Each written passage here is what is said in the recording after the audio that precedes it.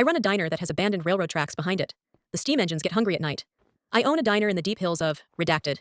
Doesn't matter exactly where. You wouldn't find it on a map anyway.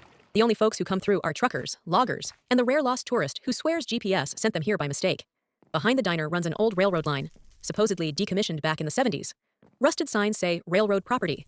No trespassing, but the line is anything but dead. Every night, usually between midnight and 3, the locomotives roll through.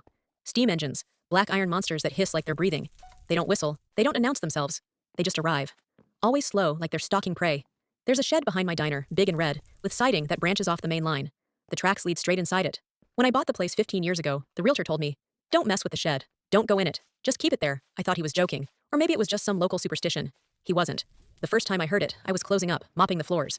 Then came this low, shuddering groan from behind the diner. Not the sound of a train. Something more like a stomach. Then the floor shook. The glasses rattled.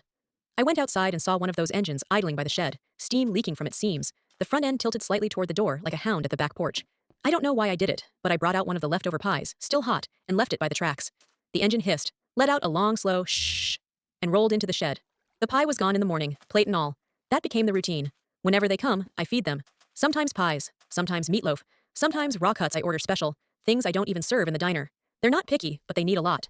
Sometimes it's every week, sometimes every night for a stretch. If I don't feed them, I learned that lesson in 2012. Business was slow, and I didn't have much left over. I ignored the groaning, figured it would pass. At 2:17 a.m., every light in the diner went out. The ground shook like an earthquake.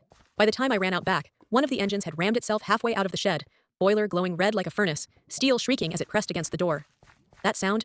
It wasn't just iron, it was rage, hunger. The next morning, I found claw marks. Claw marks. Across the shed door, long hooked gouges in the metal. I don't ignore them anymore. Some nights, it's just one engine. Other nights, 2 or 3. Last month, there were 6.